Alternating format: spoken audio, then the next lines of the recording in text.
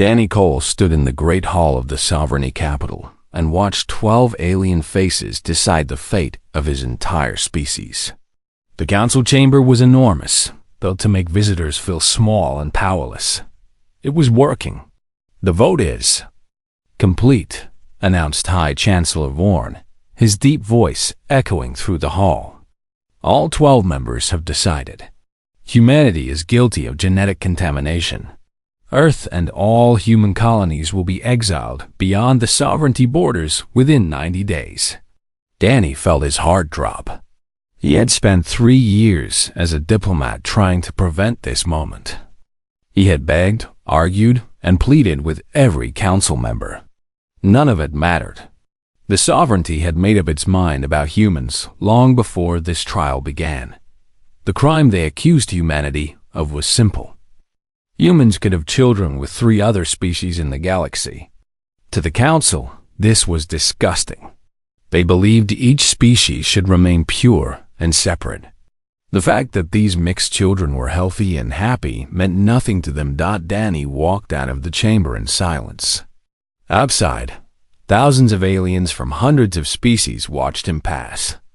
Some looked at him with pity. Others looked at him with disgust. Most simply looked through him, as if he was already gone. His communication device buzzed. It was Admiral Marcus Webb, the commander of Earth's small defense fleet. "I watched the broadcast," Webb said. His voice was tired but steady. "Tell me what we're dealing with." 90 days, Danny replied. "We have to leave everything. All our colonies, all our stations, all our trade routes. Everything we built in 200 years. And if we refuse, then they destroy us." There was a long pause. "Come home, Danny. We need to figure out what comes next." The journey back to Earth took 2 weeks. Danny spent most of that time alone in his cabin, staring at star maps of the dead zone. That was where they were being sent. It was a region of space that the sovereignty considered worthless. The stars there were unstable. The planets were harsh and brutal. Radiation storms swept through entire systems without warning. The sovereignty had exiled other species to the dead zone before. None of them survived more than a few generations. Everyone knew that exile was just a slower form of execution. When Danny arrived on Earth, he found the planet in chaos. Some people were angry and wanted to fight. Others were terrified and wanted to surrender to whatever terms the council offered. Most were simply lost, unable to understand how their lives had changed so quickly. Admiral Webb met him at the spaceport. The old soldier looked like he had aged 10 years in 2 weeks. Behind him stood Katie Shaw, a young engineer that Danny had heard about but never met. "We need to talk," Webb said. "Somewhere private." They drove to a military base outside the city. Inside a secure room, Webb locked the door and turned to Katie. "Show him," Webb said. Katie activated a holographic display. Technical diagrams filled the air, showing engine designs and power systems that Danny did not recognize. "The sovereignty banned us from developing our own faster-than-light technology," Katie explained. "They said it was for our safety. They gave us engines that were slow and limited. They wanted us dependent on them." "And you built these anyway?" Danny asked. Katie nodded. "I've been working on this for 6 years. These engines are faster than anything the sovereignty has. And that's not all." She changed the display. "I've also developed environmental systems that can function in extreme conditions. Radiation, cold, heat, pressure. Things that would kill other species." Danny stared at the diagrams. "Why are you showing me this?" "Because I want you to lead the expedition," Webb said. "The sovereignty expects us to die in the dead zone. I want to prove them wrong. And I need someone who understands both diplomacy and survival." "I'm a failed diplomat," Danny said. "I couldn't save us from exile." "You're a realist," Webb corrected. "You know we can't fight the sovereignty directly. That means we need to be smart. We need to build something they never expected." Before Danny could respond, Alarms began blaring throughout the base. Webb checked his communication device, and his face went pale. "Sovereignty warships," he said. "They're surrounding Earth. They say they're here to ensure we follow the exile order." The three of them rushed to the command center. Screens showed dozens of massive alien warships taking positions around the planet. Any one of them could destroy a continent. Together, they could turn Earth into dust. "They're not taking any chances," Katie said quietly. Danny watched the ships on the screen. He thought about the council members who had voted against humanity. They were not evil in the simple sense. They genuinely believed the humans were dangerous. The human flexibility and adaptability were threats to the careful order they had built over millions of years. Maybe they were right to be afraid, just not for the reasons they thought. "Admiral," Danny said slowly, "I'll lead the expedition. But I have one condition. Name it. We don't just survive. We build something better than what they have. We prove that their way is not the only way." Webb nodded. "That's exactly what I was hoping you'd say." Over the next 90 days, humanity prepared for the greatest journey in its history. Ships were loaded with supplies, equipment, and people. Families said goodbye to homes they would never see again. Some chose to stay behind and take their chances with the sovereignty. Most chose to follow their species into the unknown. On the final day, Danny stood on the bridge of his ship and watched Earth grow smaller in the view screen. He thought about everything they were leaving behind.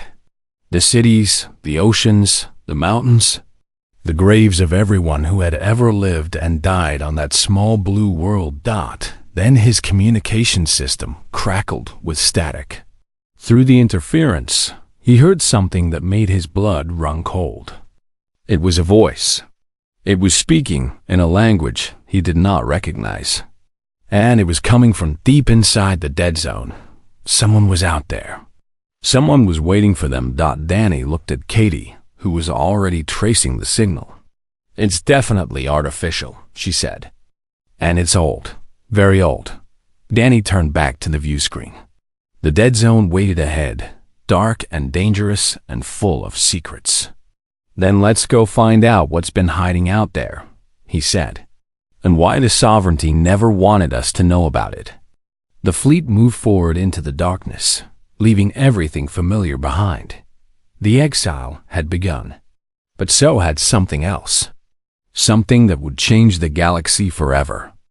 6 months had passed since the exile, and humanity was dying. The frozen world they called New Hope was anything but hopeful. Temperatures dropped so low at night that unprotected skin would freeze in seconds. Radiation storms came without warning, forcing everyone underground for days at a time. Food supplies were running low, and the water recyclers were failing faster than Katie Shaw could repair them. Danny Cole stood at the entrance of the main shelter and watched another storm roll across the horizon. Purple lightning cracked through green clouds. It was beautiful in a terrible way. "We can't stay here much longer," said Eric Hart, the expedition's chief geologist. He was a quiet man who spent most of his time studying rock samples. Today, though, his face was excited. "But I found something that might save us." Danny followed Eric to a small laboratory deep inside the shelter. Tables were covered with mineral samples from across the planet. Eric picked up a dark crystal and held it up to the light. "This is Valinium," Eric said. "It's one of the rarest minerals in the galaxy. The Sovereignty uses it to power their largest ships and most advanced weapons. A single kilogram is worth more than everything humanity has ever produced. And you found it here?" "I found it everywhere. This entire planet is sitting on the largest Valinium deposit anyone has ever seen. And that's not all." Eric spread a map across the table. "I've been analyzing data from our long-range scans. Every planet in the dead zone has similar deposits. Rare minerals, precious metals, exotic elements. The Sovereignty told us this region was worthless. They lied." Danny stared at the map. Why would they lie? Because they couldn't extract it, Katie said from the doorway. She walked in holding a datapad. I've been studying their technology. The sovereignty species can't survive these conditions. The radiation, the cold, the pressure. Their bodies and their machines fail. But humans are different. We adapted on a harsh planet. We can survive things they can't. So they exiled us to the richest region in the galaxy, Danny said slowly. Because they assumed we would die before we could use it. Exactly. Danny felt something stir in his chest. It was the first time in months he had felt anything like hope. We need to tell everyone. We need to show them we can survive here. But before he could move, Amy Wells burst into the room. She was the communications officer, a young woman who spent her days scanning frequencies and listening for signals. Her eyes were wide with shock. I decoded the message, she said. The one we received when we entered the dead zone. Danny had almost forgotten about that mysterious transmission. In the chaos of establishing the colony, he had pushed it to the back of his mind. What did it say? He asked. Amy placed a recording device on the table and pressed play. A voice emerged, speaking in perfect human language. But the recording was clearly ancient. There was a quality to it that felt old beyond measure.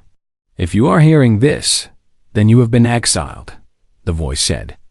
We were exiled too, long ago. We left this station and this message for those who came after us. The rulers fear species like ours. Species that adapt. Species that survive.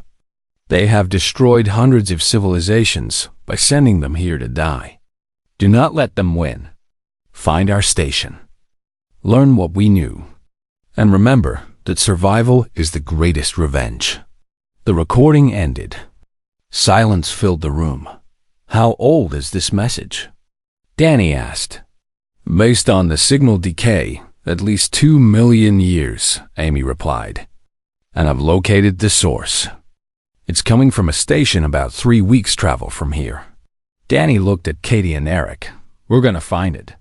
The journey to the ancient station was dangerous. They passed through radiation fields that would have killed any sovereignty species within hours. They navigated asteroid belts and unstable gravity wells. Twice they had to make emergency repairs while their ship tumbled through space. But they made it. The station was enormous, larger than any structure Danny had ever seen. It hung in the darkness between stars, completely hidden from sovereignty sensors. Whatever species had built it, they had wanted to make sure their enemies would never find it. Inside, the air was still breathable after 2 million years. The lights flickered on as they walked through endless corridors. And everywhere they looked, they found technology that made the sovereignty look primitive. This is incredible, Katie whispered. She was examining a power core that seemed to generate energy from nothing.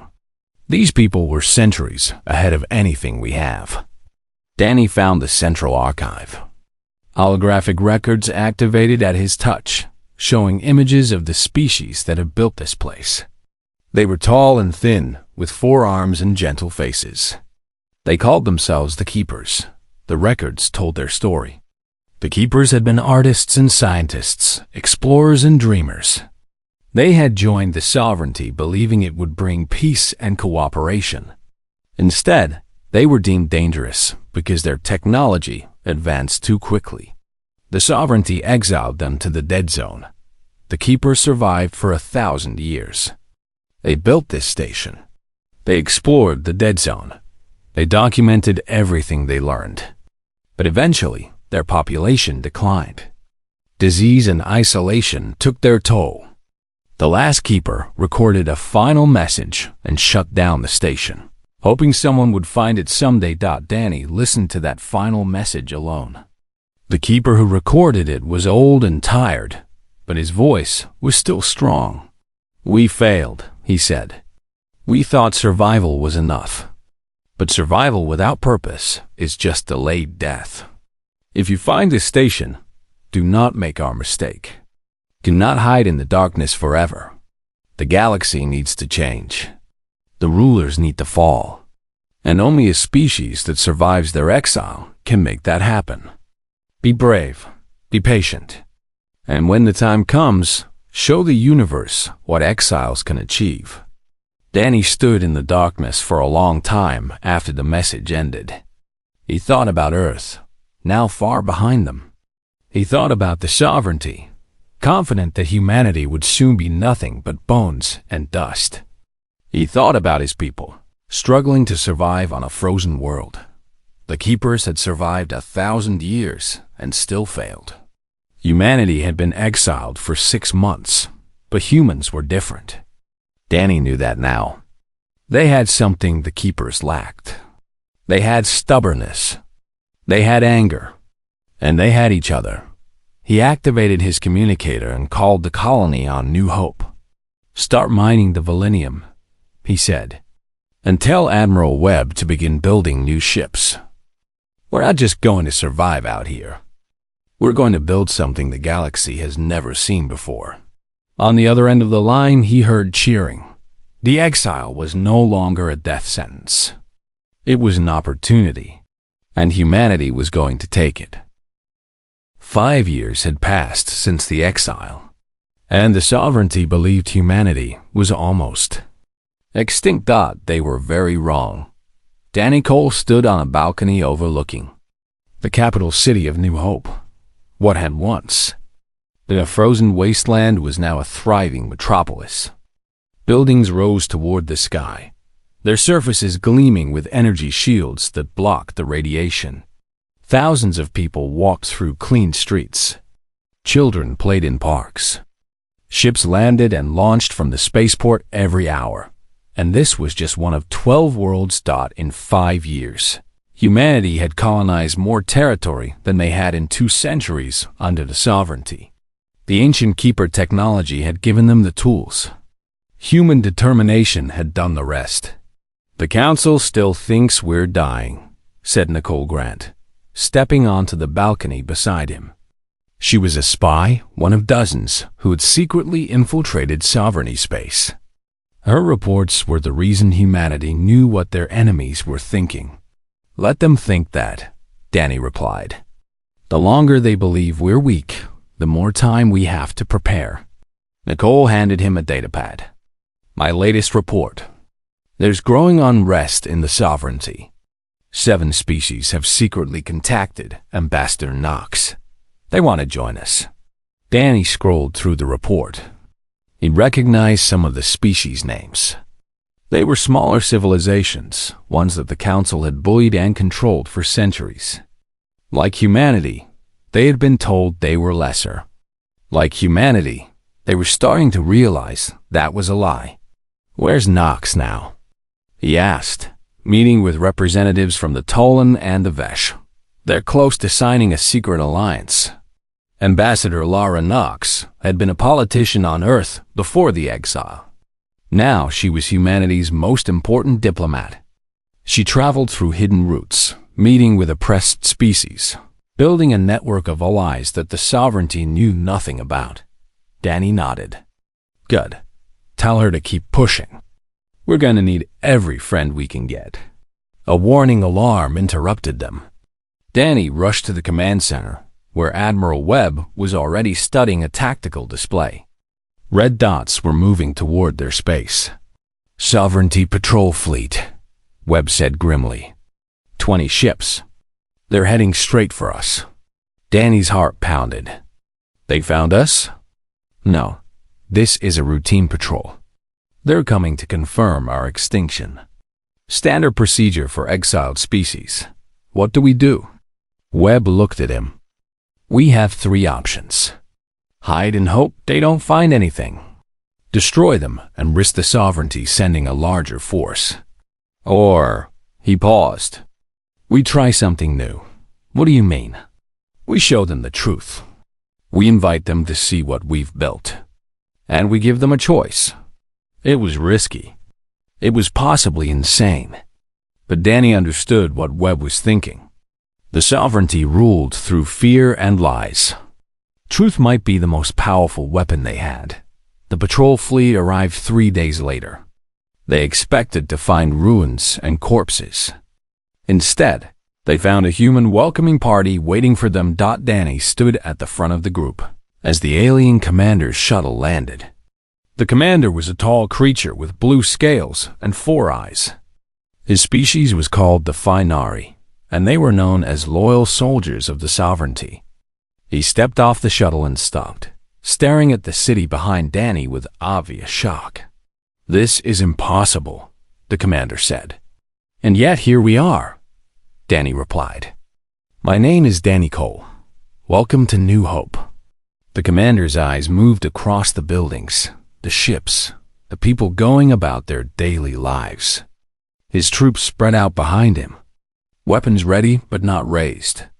"The council said you would be dead by now," the commander said slowly. "The council was wrong about a lot of things." Danny stepped forward. "We could destroy your fleet.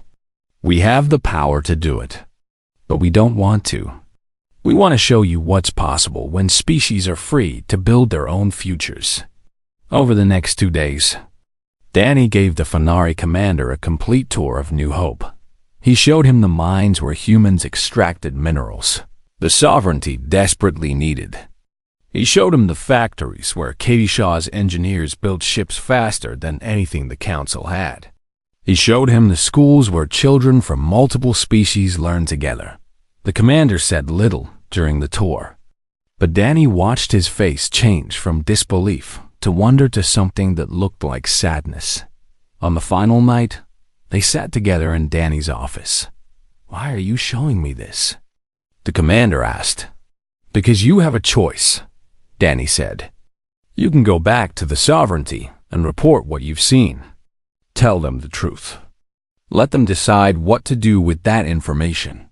Or you can stay here and help us build something better." The commander was quiet for a long time.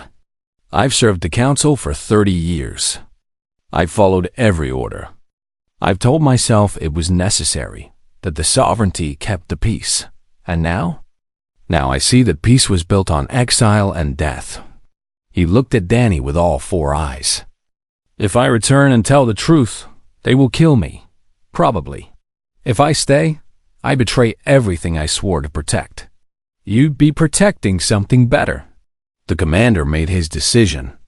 Half of his crews chose to return to the sovereignty. The other half, including the commander himself, chose to stay. They became the first non-humans to officially join humanity's new civilization. 3 months later, Danny stood before a gathering of human and alien representatives. Ambassador Knox had completed her secret negotiations. 7 species had agreed to stand with humanity when the time came. "The Grand Convocation is in 6 months," Danny announced. "Every species in the sovereignty will gather at the capital. That's when we reveal ourselves. They'll try to destroy us," Admiral Webb warned. "Maybe, but we won't be alone. And the truth will be broadcast to every world in the galaxy. Let them try to bury it then." Ben Tucker, a young pilot who had joined the colony as a teenager, raised his hand. "What exactly are we going to do at the convocation?" Danny smiled. "We're going to put the Council of 12 on trial. Not with weapons. With words. With evidence. With truth." The room erupted in murmurs. It was an insane plan. It was the kind of plan that only desperate people would consider. But humanity had been desperate before. They had been exiled, abandoned, and left to die. And they had turned that death sentence into a second chance. Now it was time to share that chance with the rest of the galaxy. "Get ready," Danny said. "In 6 months, everything changes."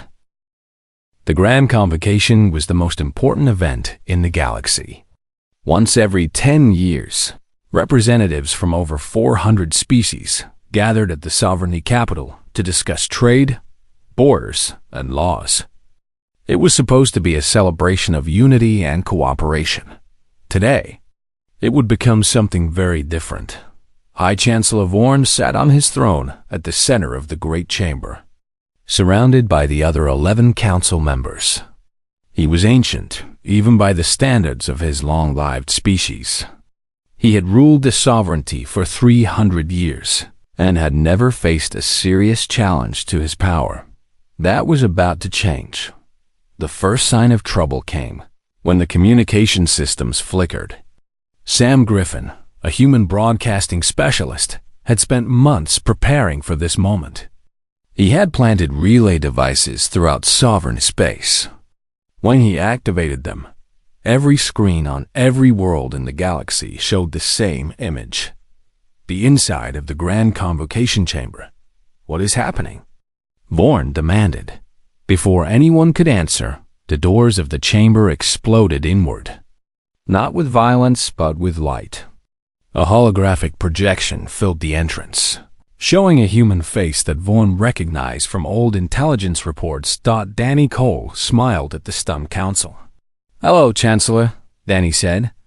"I hope you don't mind, but we've decided to attend this year's convocation." Outside the capital planet, humanity's fleet appeared from faster-than-light travel. 200 ships, more advanced than anything the sovereignty had ever seen, took positions around the system. They did not fire. They did not need to. Their presence alone was enough to send the sovereignty military into chaos. Inside the chamber, Danny's hologram walked toward the council thrones. Representatives from hundreds of species watched in stunned silence. "6 years ago, you exiled my species to die," Danny said. "You called us contaminated. You called us dangerous. You sent us to the dead zone and expected us to become dust and bones within a generation." Vorn's face twisted with rage.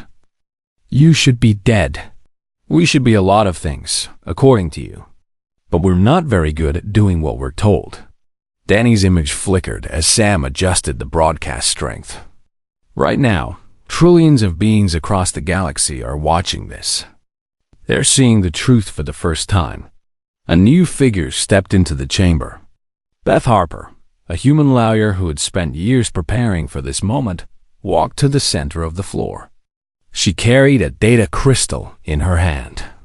"I am here to present evidence," Beth announced, her voice carrying to every corner of the room. "Evidence of crimes committed by the Council of 12 against sentient life." "This is absurd," Vorn snarled. "Guards, remove this creature." The guards moved forward, but they stopped when ships from 7 different species appeared on the tactical displays alongside humanity's fleet. Ambassador Knox had done her work well. The alliance was holding. "The Tolan stand with humanity," announced a representative from the front row. "The Vesh stand with humanity," called another. One by one, 7 species declared their support. The chamber erupted in chaos. Species that had been afraid to speak against the council for centuries suddenly found their courage. Beth Harper waited for the noise to die down, then began her presentation. She showed records from the ancient Keeper Station. She showed lists of exiled species, over 200 civilizations that had been sent to die in the dead zone. She showed communications between council members discussing how to maintain their power through fear and control. The sovereignty was never about peace, Beth said. It was about domination. Any species that developed too quickly, adapted too well, or questioned the council's authority was eliminated. Not through war, but through exile. Through slow, quiet death. The representatives listened in horror. Many of them had never questioned the council's decisions. They had believed the official stories about dangerous species and genetic threats. Now they were seeing the truth. Vorn rose from his throne. His ancient body trembled with fury. "You think words will save you?" he hissed. "The sovereignty has weapons you cannot imagine. I will reduce your precious colony worlds to ash. I will burn every human in the galaxy." Danny's hologram smiled sadly. "You mean the Stellar Annihilator? The weapon you've hidden in the Darwin system for the past 1,000 years?" Vorn's face went pale. "Megan Price found it 3 months ago. Danny continued. She led a team that disabled it while your guards were looking the other way. Your greatest weapon is now nothing but scrap metal. The council members began to argue among themselves. Some demanded immediate attack. Others called for negotiation. The alliance that had held them together for millions of years was cracking apart. You have failed, one council member shouted at Vorn. You told us the humans would die. You told us they were weak. They are weak, Vorn insisted. They are inferior. They survived your exile. They built a civilization in the dead zone. They found allies we never suspected. They disabled our most powerful weapon without us knowing. The council member shook his head. If they are inferior, what does that make us? More species began declaring their independence from the sovereignty. Decades of resentment and fear transformed into action. The broadcast continued, showing the entire galaxy that the Council's power was crumbling. Vorn made his final move. He activated a personal transport and fled the chamber with a small group of loyal followers. His ship raced toward a hidden fleet of loyalist vessels waiting at the edge of the system. Admiral, Webb's voice came through Danny's communicator. He's running. Should we pursue? Danny watched Vorn's ship disappear into faster-than-light travel. Part of him wanted revenge. Vorn had signed the order that exiled humanity. He had expected 8 billion people to die slowly in the darkness. But revenge was not why they had come. Let him go, Danny said. We have more important work to do. The Grand Convocation continued for 3 more days. Beth Harper answered questions about the evidence. Ambassador Knox negotiated with species that wanted to join the new alliance. Katie Shaw demonstrated human technology to engineers from dozens of worlds, offering to share everything freely. On the final day, a representative from one of the oldest sovereignty species approached Danny. What happens now? She asked. The council is broken. The sovereignty is falling apart. Someone must lead. Danny looked out at the chamber filled with representatives from hundreds of species. They were all watching him, waiting for his answer. We didn't come here to become the new rulers, he said. We came here to end ruling. No more councils that decide who lives and who dies. No more exiles. No more secrets. Then what do you propose? A partnership? A commonwealth? Every species has an equal voice. Every species has equal rights. We work together not because someone forces us to, but because we choose to. The representative considered this. It has never been done before. Neither had surviving the dead zone, Danny replied. We're good at doing things that have never been done before. The vote was held that evening. 347 species voted to dissolve the sovereignty and create a new galactic commonwealth. 53 voted against. The rest abstained. It was the largest political transformation in galactic history. And it was only the beginning. 1 year after the Grand Convocation, the galaxy was still learning how to be free. Danny Cole stood in the Great Hall of the new Commonwealth Assembly, watching representatives from 300 species debate their first major law. The argument had been going on for hours. Some wanted strict regulations. Others wanted complete freedom. Everyone had opinions, and everyone wanted to be heard. It was messy. It was frustrating. It was exactly what democracy was supposed to look like. This is chaos, muttered Admiral Webb, standing beside Danny. The sovereignty made decisions in minutes. These debates take days. The sovereignty also exiled and killed anyone who disagreed with them, Danny replied. I'll take the chaos. The debate eventually ended with a compromise that nobody loved, but everyone could accept. It was the 5th such compromise that week. Progress was slow, but it was real. Outside the assembly hall, Danny found Katie Shaw waiting for him. She held a datapad showing technical diagrams. We finished distributing the faster-than-light engine designs, she said. 47 species have already started building their own ships. Within a decade, everyone will have access to technology the sovereignty kept secret for millions of years. Any problems? A few species tried to use the technology for weapons. We had to have some difficult conversations. Katie smiled. But most of them just want to explore. They want to see what's out there. That's what we wanted too once. The decision to share all human technology freely had been controversial. Some argued that it made humanity less special, less powerful. But Danny believed that knowledge hoarded was knowledge wasted.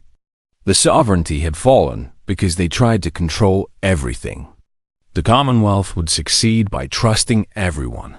Not everyone agreed with the new order. Vorn was still out there with his loyalist fleet, attacking supply ships and broadcasting messages calling for the restoration of the old ways. He had found support among species that preferred the certainty of tyranny to the uncertainty of freedom. Nicole Grant had spent months tracking him.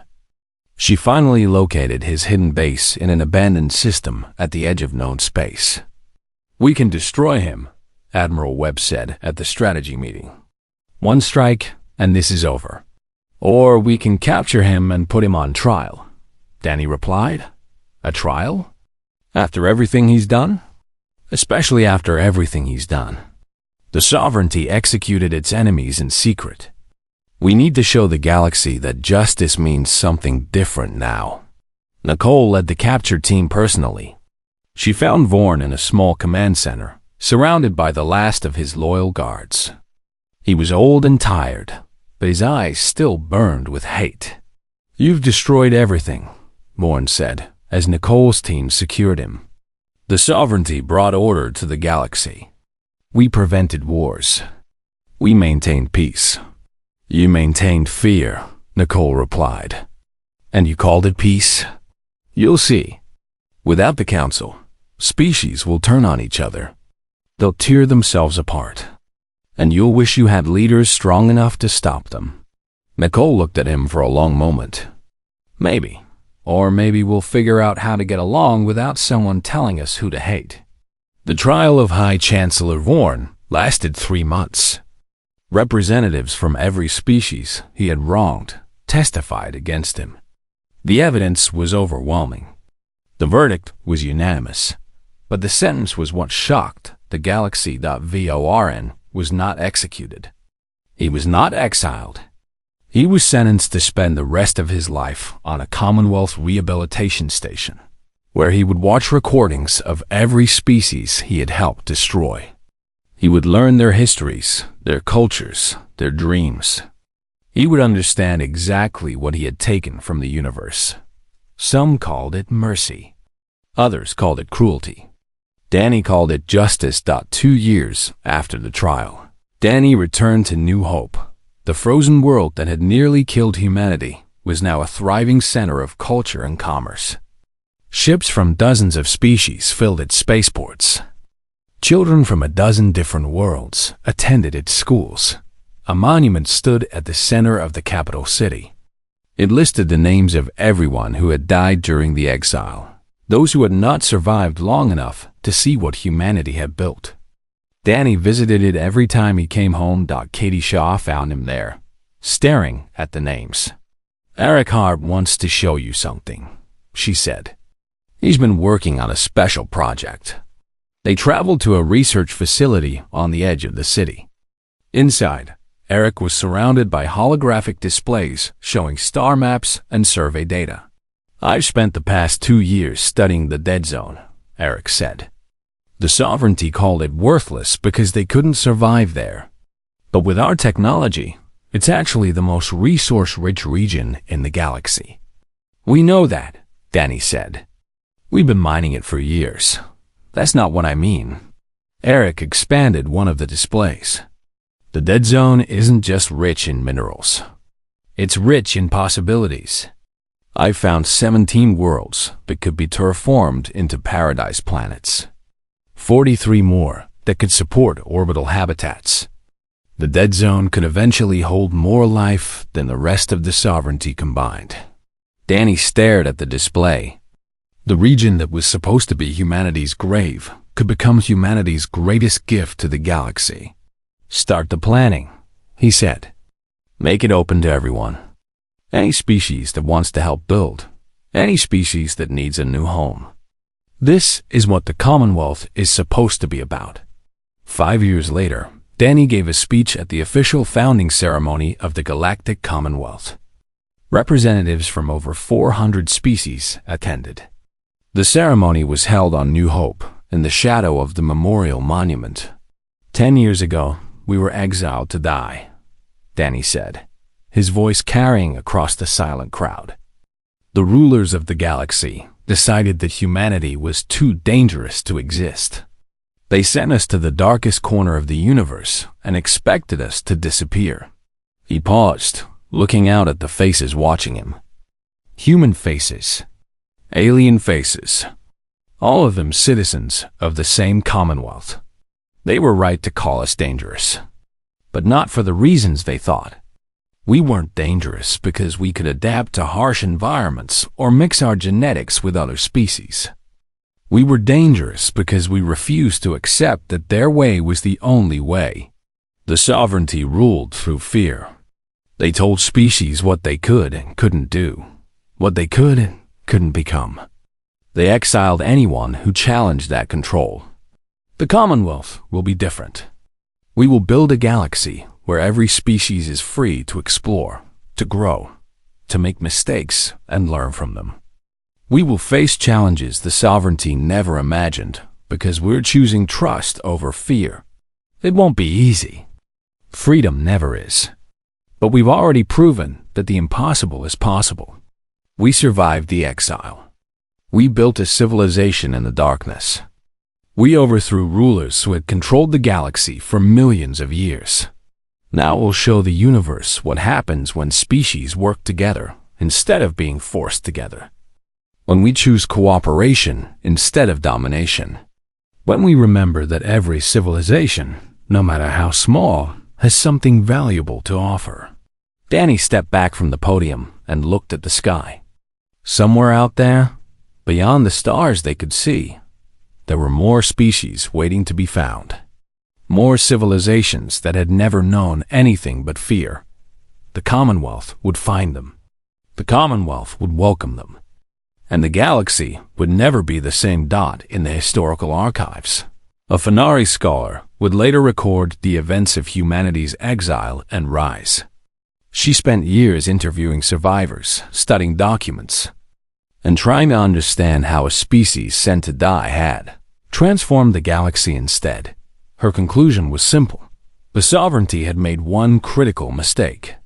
They assumed that humans would react to exile the way every other species had, with despair, with surrender, with slow acceptance of death. They didn't understand that humans were different. Humans didn't just survive. They adapted. They connected. They built. And when they were pushed down, they got back up and pushed back harder. The exile was supposed to be an ending. Instead, it became a beginning, and the galaxy was better for it.